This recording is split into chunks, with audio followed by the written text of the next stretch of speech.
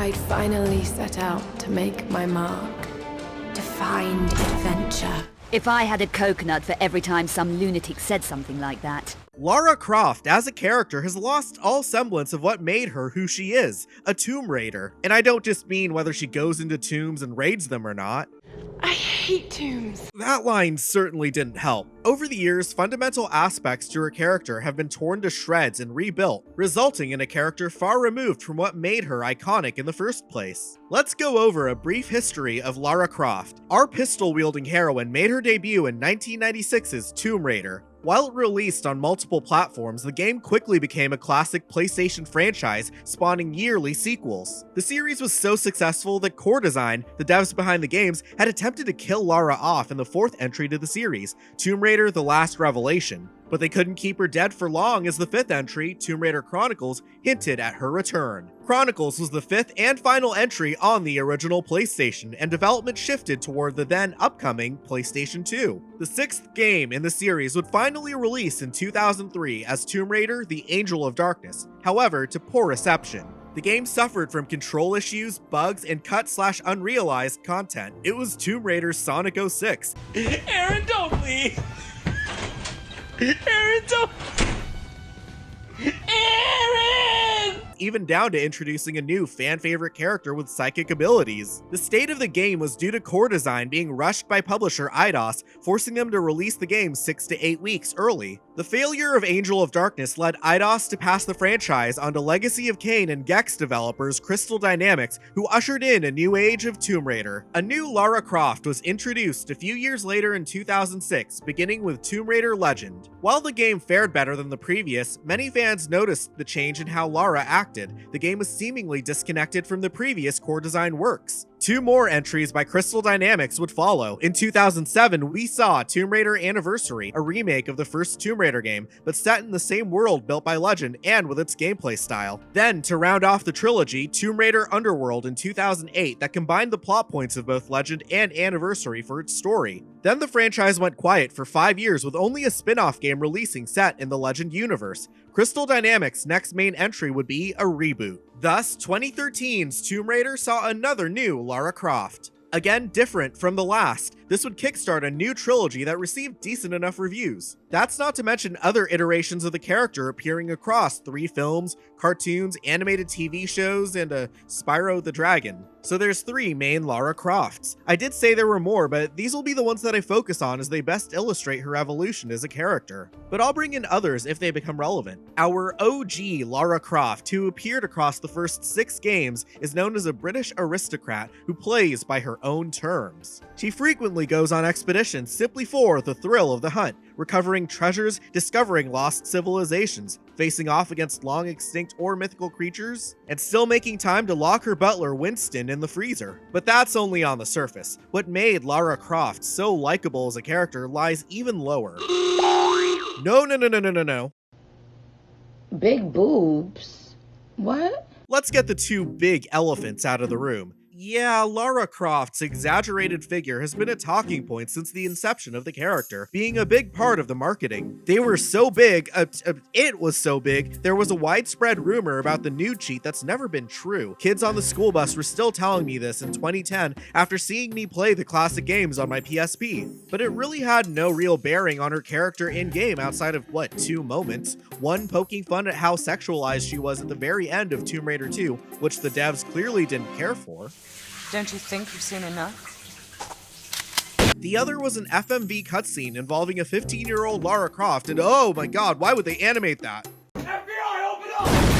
What the hell's going on around here? And on that note, I won't be going over Lara Croft's over-sexualization in this video. She was relatively PG-13 throughout the first 6 games besides those examples. And frankly, I think I have a strong enough case even without diving into that. Her real draw was her demeanor. Lara, she was extremely independent, rarely relying on others. That didn't mean she was antisocial or didn't make connections. She was quite well-rounded in that aspect. Classic Lara is also known for having a bit of an attitude, but she didn't really gain that until The Angel of Darkness, the final classic Tomb Raider game. You call these dossiers? Yuck!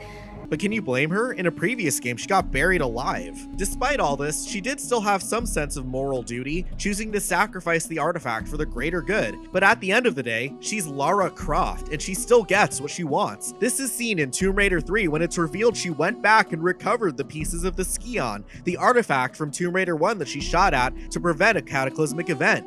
It may not seem like much, but a lot of this was driven by Lara's desire to not be conventional and to be her own person. She ran away from an arranged marriage to pursue her one love, raiding tombs. Yet she doesn't throw away her inheritance, instead leveraging her wealth rather than seeing it as a crutch. She's not bogged down by anything. She's doing what she wants to do, so her only challenges are the external barriers along the way, like boulders and spike pits and spiked walls and guys with spiked clubs.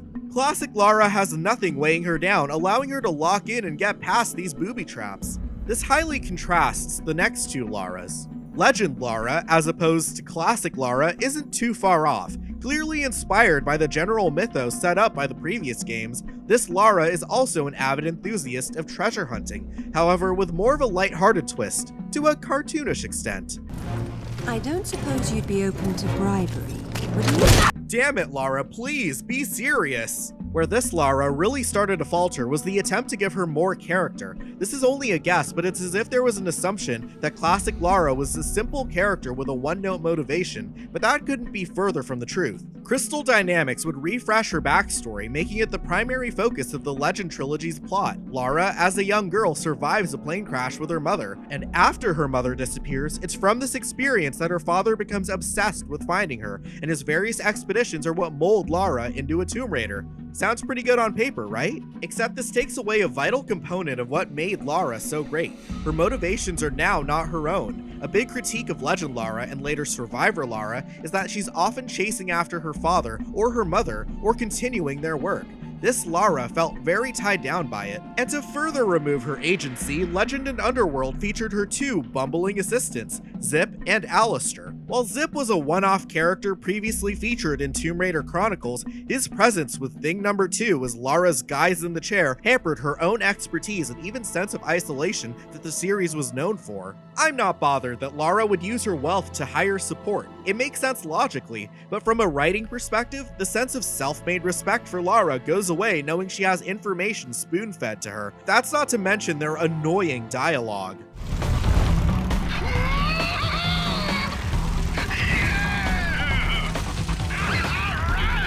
They were so poorly received, they had to kill off one of them in Underworld. Rip Alistair, I guess. A well-known fan back in the day even made a whole song about his death. And shot him dead in the chest, everyone will sing. Doppelganger shot Alistair and now he's dead. Doppelganger shot Alistair and now he's dead. Legend Lara was based on a Flanderization of Classic Lara, with well-intentioned but poorly thought-out characterizations that only hampered her. But Survivor Lara was a Flanderization of a Flanderization. If I had a problem with Lara taking her motivations from her parents, it was much worse here. Tomb Raider 2013 kicked off the Survivor era, where Lara was put through the ringer, stabbed, and severely injured several times that she shouldn't be alive.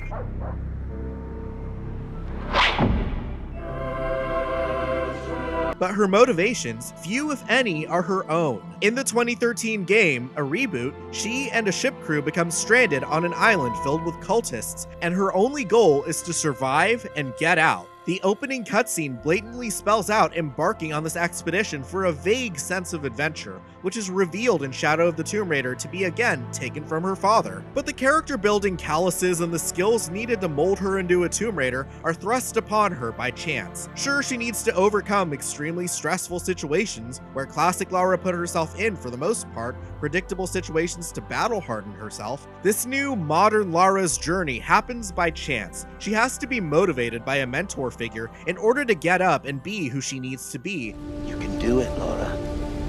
After all, you're a Croft. I don't think I'm that kind of Croft. She can't just do what she needs to do by herself. She has to rely on the other surviving crew members, one of which persists in later games. No problem with Jonah by himself, but as a companion to Lara, you again get that lack of agency that we had with Zip and Alistair. Finally, this Lara cannot get over her past. Legend Lara suffered from this as well, but while classic Lara could hold a grudge, she for the most part was always present and future focused. Survivor Lara couldn't move on to save her life. Ironic because she's a survivor. Let's compare their responses to their first adventures. Classic Lara reveals that she had an assault course built following some grueling business last year in Tomb Raider 2, referring to the events of the first game. After that grueling business last year, I decided to build this assault course to hone my skills and learn some new ones. She built a way for her to test and keep up her skills and improve going forward. Yet in Tomb Raider 2013's direct sequel, Rise of the Tomb Raider, Survivor Lara's holed up with an obsession to take down the mysterious military order Trinity. And of course, Trinity has ties to her father. Because it's modern Tomb Raider, it just kinda has to. This all comes to a head in Shadow of the Tomb Raider, where Lara recognizes her obsession. No!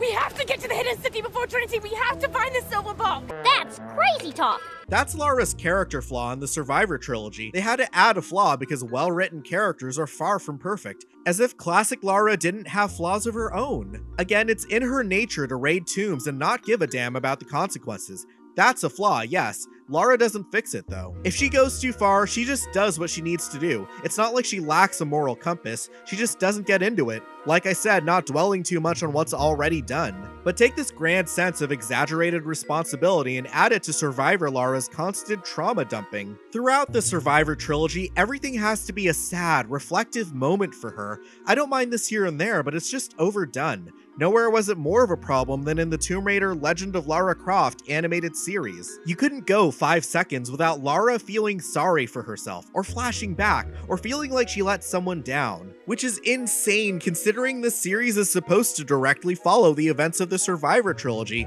meaning she's already moved past all this. They're really retreading the same ground for no reason. It's important to note that there's been rumblings of a unification of Lara Croft, combining all of the eras of her, Classic, Legend, and Survivor into one character. The animated series is the first of these reunification projects, incorporating elements from the Legend trilogy, such as Zip, into the fold of the world of the Survivor trilogy. But for the most part, it's still Survivor in spirit and storytelling, so we'll consider the show an extension of that era. Along with a constant crybaby Lara is her genuine disdain for her wealth, status, and beauty. Old Lara made the most out of her situation. She was rich, but she wasn't necessarily extravagant, though she still had an appreciation for finer activities. She wasn't only a rugged adventurer, she was an expert on the ancient world, attended fine arts events, an appreciator of cultures. She was also okay with dressing up. She wasn't some rebel for the sake of nonconformity. And yeah, she didn't want to conform to the path that's been set out for her, but her choice to not conform is not her entire personality. Survivor Lara, on the other hand,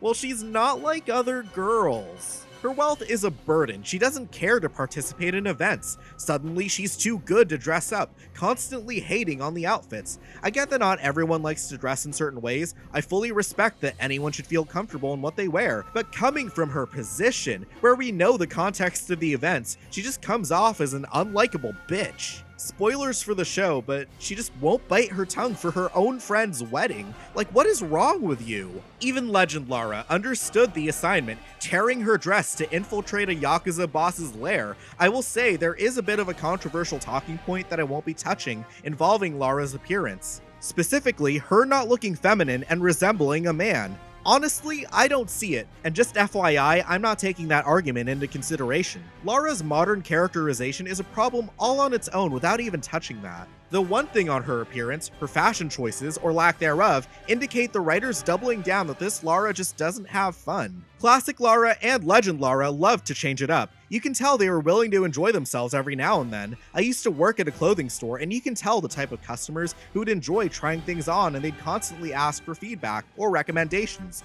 That's Classic and Legend Lara. Survivor Lara would probably just have us point to the closest pair of slacks and tank tops and leave. Despite Survivor Lara having the largest entourage of auxiliary characters, she seems the most antisocial. Like, why should we care to have a conversation with her? Every 5 minutes, she has to bring up her trauma with her dad, Roth, Trinity, Anna, Sam, Jonah, twice, that piece of rebar stabbed through her side. She just isn't a person I would care to interact with because she comes off as making everything about herself, while classic Lara didn't care. She was sociable and witty.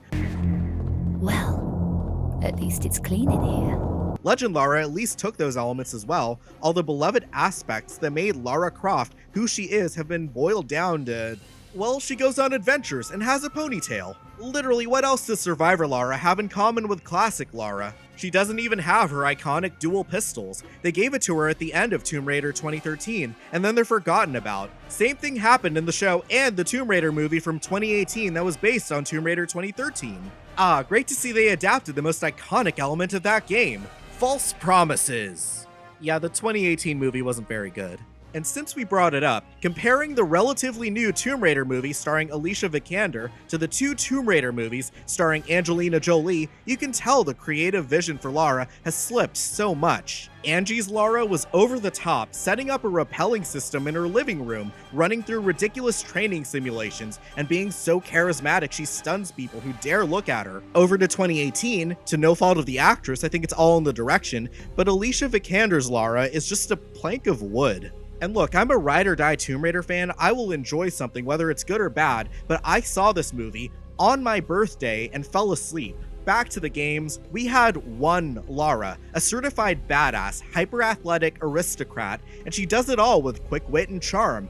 Then another Lara in between, before the new Lara, having to be reaffirmed that she's a Croft. She cries over everything, is hyper-fixated on a single goal, eliminating Trinity throughout the span of 3 games, and barely did it without plunging the world into chaos and getting her friends killed multiple times. And I know what you might be thinking, oh, she's a younger Lara, she's still learning. No, Kid Lara in the classic games wasn't like this. She took charge from the get-go. Character development is certainly a really important aspect of writing, so starting off Lara the place she did in the Survivor trilogy is certainly understandable, but she's barely grown in a significant way throughout the course of 3 games and a Netflix show. With the release of Tomb Raider Remastered Collections 1, 2, and 3, and 4, 5, and 6, classic Lara is getting more time back in the spotlight, and classic Tomb Raider fans who have been vocal for years are getting proven right. These releases are doing very well financially. Granted, they're by no means modern AAA games, but no one is batting an eye that classic Lara is missing whatever Survivor Lara had. Classic Lara just bodies Survivor Lara. That being said, I actually enjoyed the modern trilogy of games. I beat them all 100%. But to me, and many others, it isn't quite Lara Croft. You can say she's a different Lara all you want, but she lacks the spirit of what made her part of my childhood. I'd even go as far to say they aren't really Tomb Raider games. I think it's time we move on from this, or spin it off into its own thing. We can still evolve the Lara Croft character, but maybe we don't lose what made her so along the way. I'll give one thing to Survivor Lara, she still locks her butler Winston in the freezer.